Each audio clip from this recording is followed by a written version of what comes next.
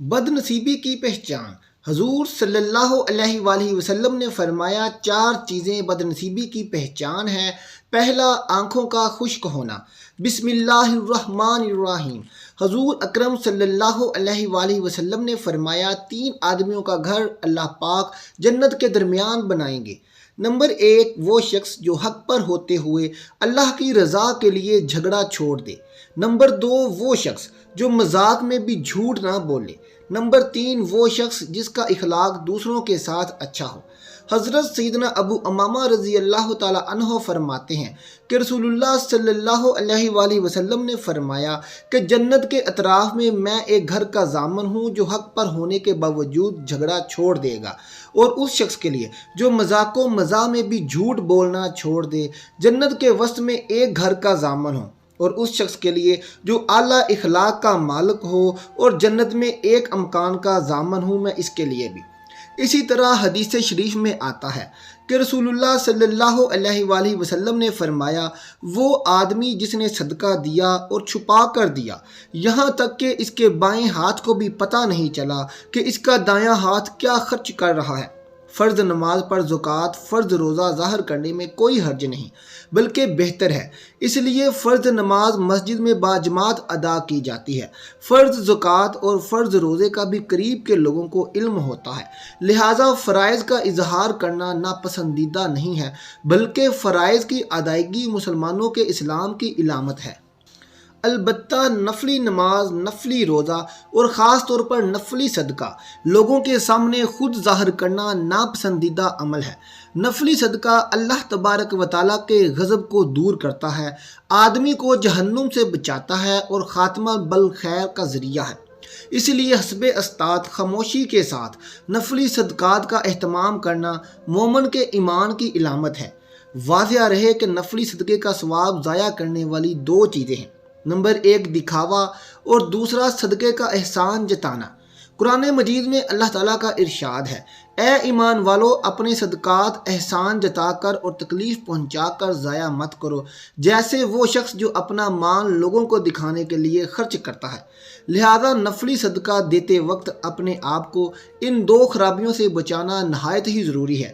ایک یہ کہ صدقے کا اظہار اور دکھاوا نہ ہو، دوسرا صدقہ دے کر اسے جتایا نہ جائے بلکہ نیکی کر کے دریا میں ڈال دے کے محاورے کے مطابق صدقہ دے کر بالکل بھول جاؤ، کیونکہ آپ کا پروردگار اللہ تعالیٰ جس کی رضا کی خاطر آپ نے صدقہ دیا ہے وہ نہ بھولتا ہے نہ فراموش کرتا ہے، لہذا آپ کو اپنا صدقہ یاد رکھنے کی کوئی ضرورت نہیں ہے۔ اس کے بعد نبی کریم صلی اللہ علیہ وآلہ وسلم نے فرمایا وہ آدمی جس نے تنہائی میں اللہ کو یاد کیا تو اس کی آنکھوں سے خوف خدا کے باعث آنسو بہنے لگے۔ کسی بھی مسلمان کے دل میں اللہ تعالیٰ کی محبت و خشیت عظیم نعمت ہے جو اس کے کمال ایمان کی علامت ہے۔ اللہ تعالیٰ کے ذکر پر آنکھوں میں آنسو کا آ جانا بھی رحمت ہے، لیکن اس میں ریا یعنی دکھاوے کا قوی امکان ہے جب وہ پبلک پلیس میں ہو، جبکہ تنہائی میں اگر کوئی بندہ مومن اللہ تعالیٰ کو یاد کرے اور اللہ تعالیٰ کی محبت اور ڈر سے اس کی آنکھوں سے آنسو آ جائیں اور اس کی آنکھیں آنسوؤں سے بھیگ جائیں تو یہ ایسی نعمت ہے جو آدمی کو عرش کے سائے میں پہنچا دے گی، کیونکہ تنہائی میں کوئی دیکھنے والا نہیں ہے، صرف بندہ ہے اور اس کا پروردگار ہے۔ ایسے تنہائی میں محبت و خشیت کی کیفیت کا دل اور روح پر طاری ہونا، پھر اس محبت و خشیت کا اثر دل سے نکل کر آنکھوں تک آ جانا مومن کی رگ رگ میں اللہ تعالیٰ کی محبت و ساریت کر جانے کی علامت ہے۔ سچی محبت تو وہی ہے جو صرف محب اور محبوب کے درمیان ہو، نہ کہ ممبر و محراب اور سڑکوں بازاروں میں اس کا اظہار کیا جا رہا ہو۔ حضرت محمد مصطفیٰ صلی اللہ علیہ وآلہ وسلم نے ارشاد فرمایا کہ آپ جب بھی کھانا کھاؤ تو بھوک رکھ کر کھانا کھاؤ تاکہ آپ کی صحت برقرار رہے، آپ کسی بیماری میں مبتلا نہ ہوں۔ زیادہ کھانے سے انسان بہت سی بیماریوں میں مبتلا ہو سکتا ہے۔ 4 چیزیں آپ کو ختم کر دیتی ہیں: پریشانی، غم، بھوک، دیر سے سونا۔ 4 چیزیں انسان کے چہرے کی رونق کو بڑھا دیتی ہیں، چہرہ روشن اور منور ہو جاتا ہے۔ نمبر 1، پرہیزگاری، نمبر 2، وفاداری، نمبر 3، رحم دلی، نمبر 4، دوسروں کے بغیر کہے ان کی مدد کرنا۔ اب ناظرین آئیے آج کے موضوع کی طرف بات کرتے ہیں۔ 4 چیزیں بد نصیبی کی پہچان ہیں۔ پہلا آنکھوں کا خشک ہونا، اللہ کے خوف سے کسی وقت بھی آپ کے آنسو نہ ٹپکے ہوں۔ دوسرا دل کا سخت ہو جانا، آخرت کے لیے یا کسی دوسرے کے لیے کسی وقت بھی کبھی نرم نہ پڑے، یعنی کسی غریب، یتیم، مسکین کو دیکھ کر یا کسی بھی معاملے پر جہاں پر رحم دلی کا مظاہرہ کرنا ہو وہاں پر آپ کا دل نرم نہیں ہوتا تو یہ اس بات کی علامت ہے کہ آپ کا دل سخت ہو چکا ہے۔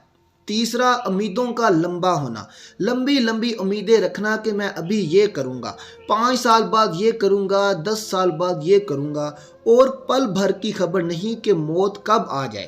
چوتھا دنیا کی لالچ، آج کے دور میں ہم یہی تو کر رہے ہیں کہ دنیا کی بھاگ دوڑ میں لگے ہوئے ہیں، آخرت کو بالکل بھول چکے ہیں۔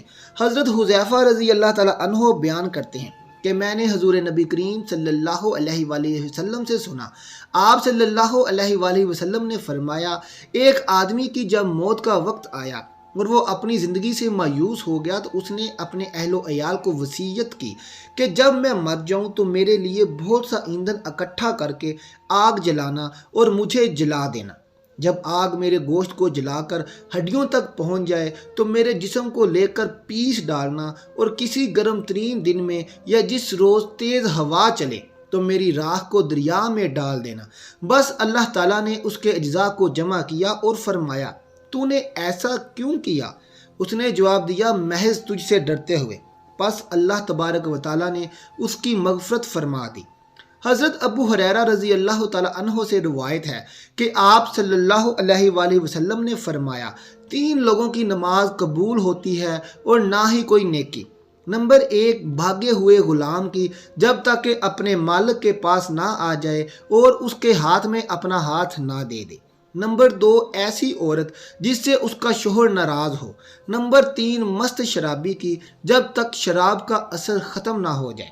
اس حدیث کے فوائد میں لکھتے ہیں کہ مرد عورت پر نگران ہے اور عورت اس کے ماتحت ہے۔ خدا کے بعد عورت کے لیے شوہر ہی والدین کے حق پر شوہر کا حق غالب ہو گیا ہے۔ اگر مذہب میں کسی کو سجدہ تعظیمی کی اجازت ہوتی تو عورت کو ہوتی کہ وہ شوہر کو سجدہ کرے۔ حدیث نبوی صلی اللہ علیہ وآلہ وسلم میں ہے کہ عورت کے لیے اس کا شوہر جنت یا جہنم ہے، کیونکہ اس کے حق کو ادا کر کے عورت جنت پا سکتی ہے۔ جس کا اتنا بڑا حق ہو بھلا اسے ناراض کیسے کیا جا سکتا ہے؟ محترم ناظرین، اللہ تعالیٰ سے دعا ہے کہ اللہ تعالیٰ ہمیں دین کے راستے پر چلنے، صدقہ و خیرات کرنے اور غیر ضروری کاموں سے بچنے کی توفیق عطا فرمائے اور ہمیں سنت نبوی کے مطابق زندگی گزارنے کی توفیق عطا فرمائے۔ آمین ثم آمین۔ ناظرین، آخر میں کمنٹ باکس میں ایک بار سبحان اللہ ضرور لکھ دیجئے گا اور ہمارے چینل کو سبسکرائب بھی کر دیجئے گا۔ ملتے ہیں آپ سے اپنی اگلی ویڈیو کے ساتھ۔ اللہ حافظ۔